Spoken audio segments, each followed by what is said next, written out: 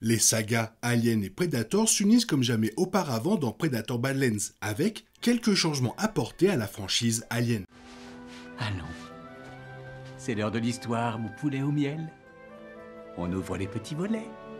Cœur vaillant, œil sur la balle, on ne peut pas perdre.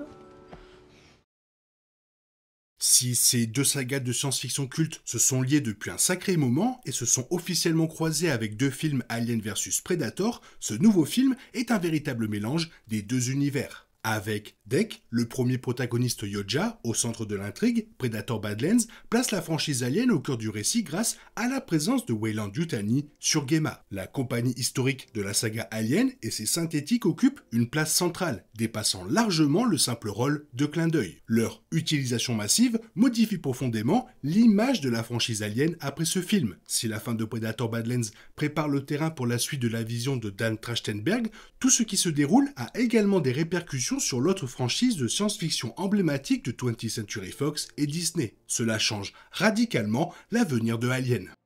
Tous les changements survenus pour la saga Alien découlent d'une seule décision prise pour ce film. En regardant Predator Badlands, il est évident que tout est plus avancé et futuriste que dans les précédents films Predator et Alien. L'armement Yoja est plus sophistiqué, tout comme celui de Weyland-Yutani. Cela s'explique par la place qu'occupe le film dans la chronologie. Trachtenberg a confirmé que le film se déroule plus tard que les précédents opus de la franchise. C'était facile à mettre en œuvre pour Predator qui ne s'était pas déroulé au-delà de 2018 environ. La saga Alien, quant à elle, s'est toujours située plus loin dans le futur, Alien Résurrection allant jusqu'en 2381.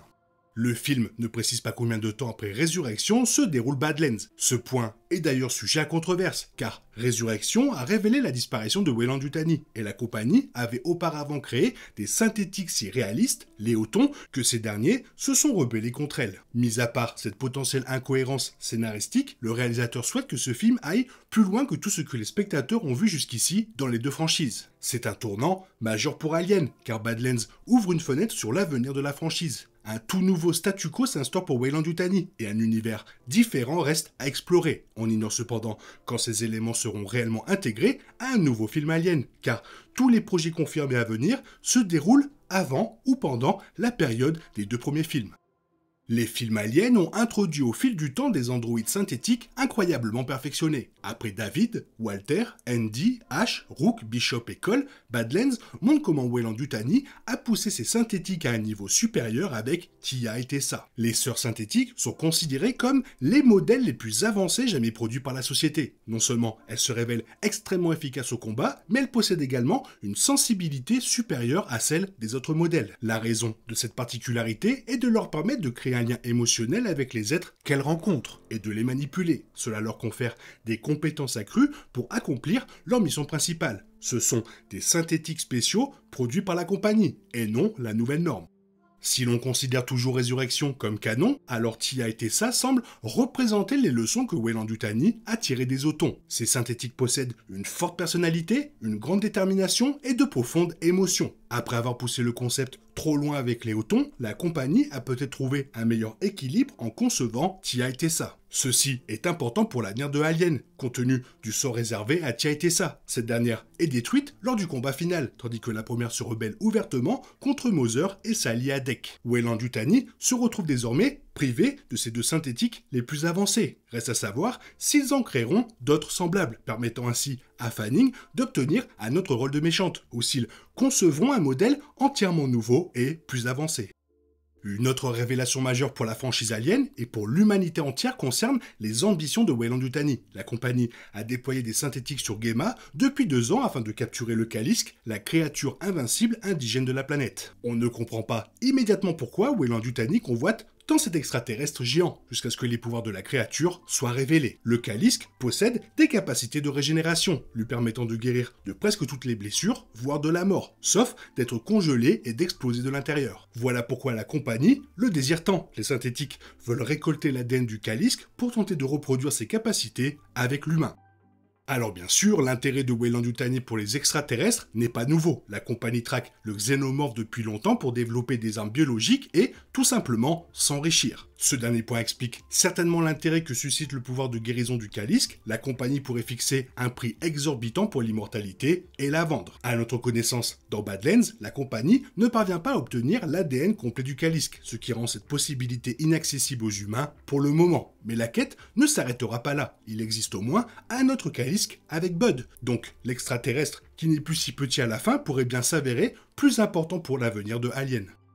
Malgré l'attention portée au synthétique de Weyland-Yutani dans le film, les véritables vedettes du film sont les Yoja. Le film nous plonge au cœur de la culture et les traditions du clan de Dek, et nous offre même un aperçu de la renommée de cette race extraterrestre à travers l'univers. Il semblerait que ce ne soit pas la première rencontre de Weyland-Yutani avec un Yoja. Le traducteur universel de Tia comprend la langue Yoja, ce qui suppose une certaine expérience. Weyland-Yutani ne manifeste d'ailleurs aucun intérêt particulier pour les Yoja une fois que Moser apprend la présence de l'un d'eux sur Gemma. L'attention reste focalisé sur le Kalisk, mais même si les Yoja étaient une espèce totalement connue du super-ordinateur de la compagnie, il est étrange que la mission ne s'étende pas à l'étude de cette espèce. Cela peut paraître logique compte tenu des nombreux crossovers au sein de la franchise. Weyland-Yutani a découvert les Yoja dans Alien vs Predator, mais ce film n'est pas considéré comme canon. Les films Alien n'ont jamais fait mention directement des Yoja auparavant. Par conséquent, il doit y avoir une autre interaction entre Weyland-Yutani et les Yoja hors champ, dans le canon de la franchise. Tiens, fait allusion à ces événements lorsqu'elle mentionne que d'autres Yoja sont venus à Gemma pour tuer le Kalisk et ont échoué. Mais il pourrait y avoir d'autres interactions entre les deux qui se sont produites bien avant. Bien qu'il n'y ait pas de xénomorphes dans Predator Badlands, leur existence et leur place dans l'univers sont néanmoins mises à jour de manière significative. Les films aliens ont longuement contribué à faire de ces créatures terrifiantes les monstres les plus effrayants de l'univers, grâce à leur apparence, leur sang acide et leur capacité à exploser de la poitrine lors de leur naissance. Si les Yoja rivalisaient avec les xénomorphes en termes de dangerosité, ces derniers restaient les rois ou reines. La donne change après Badlands grâce à l'introduction du Kalisk. Cet alien géant et invincible se hisse immédiatement au sommet du classement hypothétique des espèces extraterrestres les plus dangereuses de l'univers.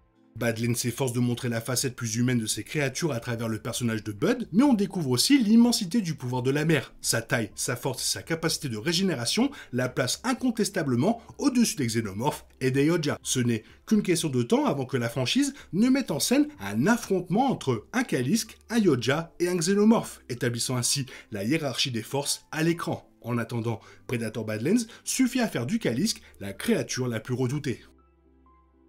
Des très bons changements qui promettent un avenir radieux pour Alien mais aussi pour Predator. Alors qu'une chose à dire, vivement la suite. Toi qu'est-ce que tu en penses? Fais-moi part de ton avis dans la zone commentaire, sinon comme d'habitude, bisous bisous, bye bye.